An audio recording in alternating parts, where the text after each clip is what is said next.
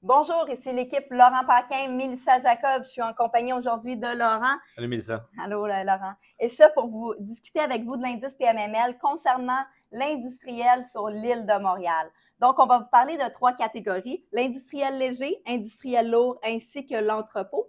Laurent, est-ce que tu peux débuter avec nous là, par rapport à ce qui englobe les 3?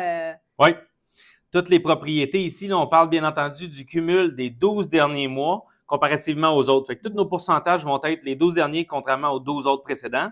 On a le volume transactionnel pour les 3 catégories industrielles, 2 milliards. On est en légère baisse ici de 11 %. C'est très minime. Nombre de transactions, 318 transactions, petite baisse de 2 %. Fait qu'on voit que le marché est encore très fort. Puis, bien entendu, une superficie de 17 932 pieds carrés, superficie moyenne. Puis, le prix par pied carré, là, sans surprise, il reste stable, 146,26. Nous, on le voit sur le marché. Le prix, justement, il se stabilise tranquillement pas vite dans l'industriel. Pour ce qui est de l'industriel léger, on parle de 1,1 milliard de dollars. On a une petite baisse de 8 Au niveau des transactions, on a 216 transactions, encore une petite baisse de 0,5 La superficie, on a 8 416 pieds carrés.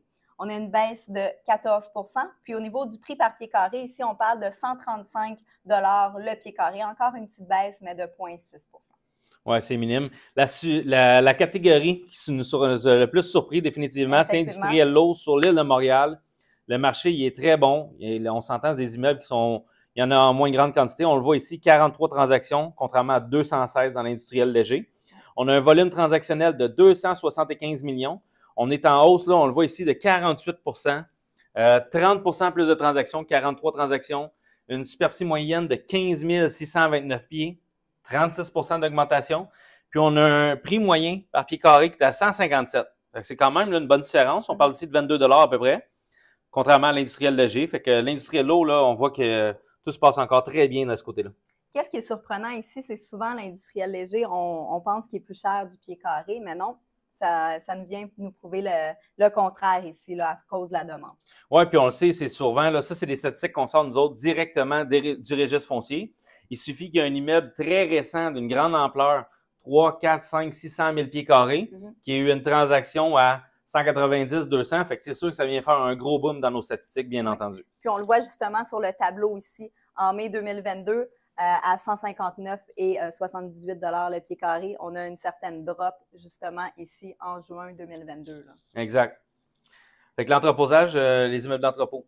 Oui, au niveau des immeubles d'entrepôt, par rapport au volume, on a eu 570 millions qui a été transigé pour une baisse de 28 C'est quand même significatif. On le sait que les entrepôts ont été quand même assez populaires là, pendant le COVID pour ce qui est des espaces. Fait qu'ici, on le voit que ça se stabilise et qu'il y a eu une baisse.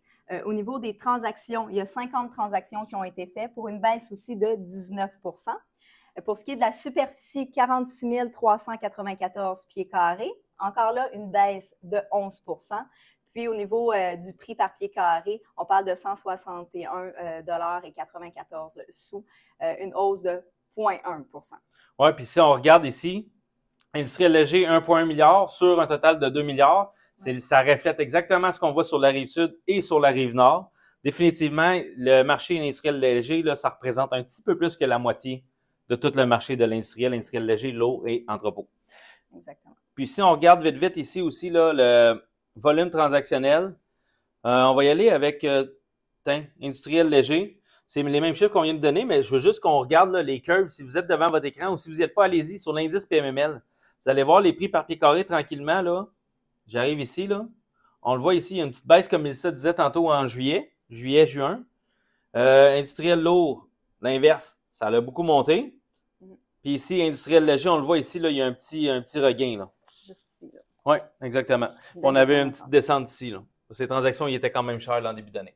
On voit que l'industriel se stabilise et que ça reprend une certaine normalisation.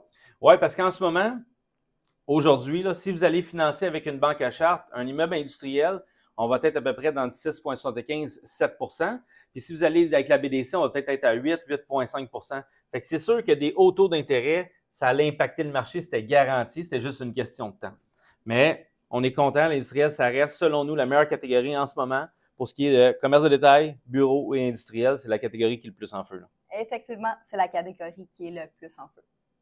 Fait que sur ce, un gros merci d'avoir écouté nos vidéos. Continuez de nous suivre. On va faire des capsules à tous les mois pour les immeubles de catégorie industrielle. On va couvrir chaque secteur. Suivez-nous, likez, commentez. Si vous avez des questions, appelez-nous. Ça va nous faire plaisir de vous aider à travers tout ça. Et allez vous promener sur l'indice PMML. C'est plein d'informations passionnantes à consulter. Yes, merci. C'est bon?